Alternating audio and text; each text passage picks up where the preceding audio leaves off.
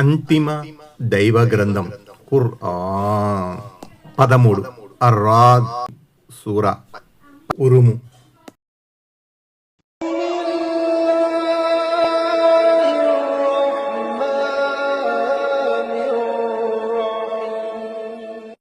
అనంత కరుణామయుడు అపార కృపాసుడైన అల్లాహ్ పేరుతో. సూరత్ అర్రాద్. బిస్మిల్లాహిర్ రహ్మానిర్ రహీం. 13 అర్రాద్ సూరా. అవతరణ మదీనా. ఆయతులు 43. అపార కరుణామయుడు పరమ కృపాశీలుడైన అల్లాహ్ పేరుతో. ఆయత్ నంబర్ 1. అలిఫ్ లామ్ మీమ్ రా.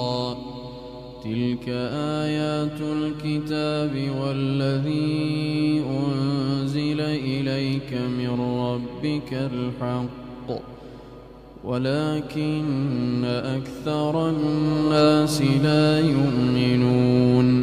ఆయత్ నంబర్ 1. అలిఫ్ లామ్ మీమ్ రా. ఇవి ఖురాన్ గ్రంథ వాక్యాలు.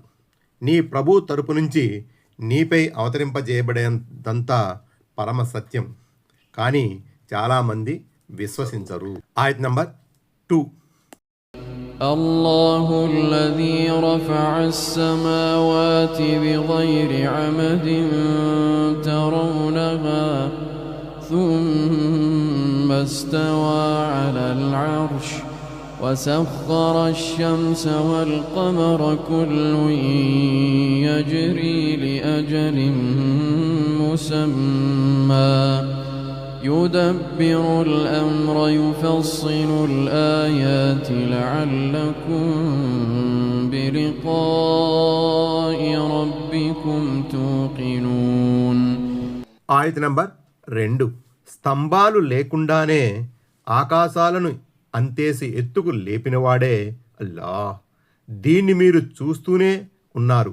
మరి ఆయన అర్ష్ సింహాసనంపై ఆసీనుడయ్యాడు.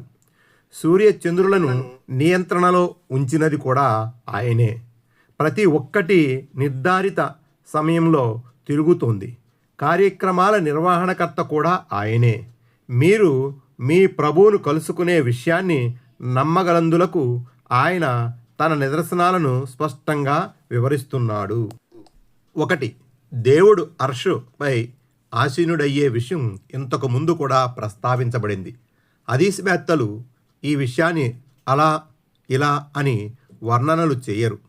దేవుని గుణగణాలకు సంబంధించి ఖురాన్ హదీస్లలో ఎలా చెప్పబడితే అలా హెచ్చుతగ్గులు లేకుండా విశ్వసించటం మన విధి. కొన్ని వర్గాలు దీనిపై ఊహాగానాలు చేశాయి. అర్ష్ దైవ సింహాసనం ఫలానా పీఠాన్ని పోలి ఉంటుందని, దేవుడు ఈ విధంగా ఆసీనుడవుతాడని ఊహించి చెప్పడం సమంజసం కాదు. ఆయన పోలిన వస్తువు ఏదీ లేదు. ఆయన అంతా వింటాడు, అన్నీ చూస్తాడు. అష్షూరా 11. 2. దీని అర్థమేమిటంటే సూర్యచంద్రులు దేవుని అదుపులో ఉన్నాయి. వాటి పరిభ్రమణానికి సంబంధించి దేవుడు నిర్ధారించిన సమయాన్ని, నియమాలను అవి ఖచ్చితంగా పాటిస్తున్నాయి. ప్రళయదినం వరకు అవి అలాగే నడుస్తూ ఉంటాయి. సూర్యుడు శక్తిమంతుడు, జ్ఞాని అయిన దేవుడు నిర్దేశించిన నియమం ప్రకారం తన నిజస్థానం దిశగా పయనిస్తున్నాడు. యాసిన్ 38. మరో అర్థం ఏమిటంటే సూర్యుడు చంద్రుడు రెండూ తమ తమ గమ్యస్థానాల వైపుకు సాగిపోతున్నాయి.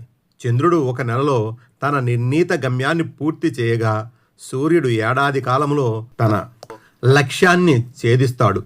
మేము చంద్రుని మజిలీలను నిర్ధారించాం. యాసిన్ 39 అన్న వచనము కూడా ఈ సందర్భంగా గమనించదగినది. పెద్ద పెద్ద గ్రహాలలో సూర్యచంద్రులు రెండూ ముఖ్యమైనవి. అందువల్ల ఈ రెంటి పేర్లు మాత్రమే ఖురాన్ ప్రస్తావనకు వచ్చాయి. ఈ 2 గ్రహాలు కూడా దేవుని అదుపు అజమాయిషిలో పనిచేస్తున్నాయి. ఇతర గ్రహాలు కూడా దైవాజ్ఞలను తూచా తప్పకుండా పాటిస్తున్నాయి. కాబట్టి దైవాజ్ఞలకు కట్టుబడి తమ విధిని నిర్వర్తించేవేవి ఆరాధ్య దైవాలు కాజాలవు. సర్వాన్ని తన అదుపులో ఉంచుకున్న అపార శక్తిమంతుడు మాత్రమే ఆరాధ్యుడు, పూజ్యుడు కాగలుగుతాడు. అందుకే చెప్పబడింది, ఒకటి, సూర్యచంద్రులకు సాష్టాంగ పడకండి. వాటిని సృష్టించిన అల్లాహకు మాత్రమే సాష్టాంగ పడండి, నిజంగా మీరు ఆయన్ని ఆరాధించవలసి ఉంటే. మీన్ సద్దా 37. 2, సూర్య చంద్ర నక్షత్రాదులన్నీ ఆయన ఆజ్ఞకు కట్టుబడి ఉన్నాయి. అల్ అరాఫ్ 54. ఆయత్ నంబర్ 3.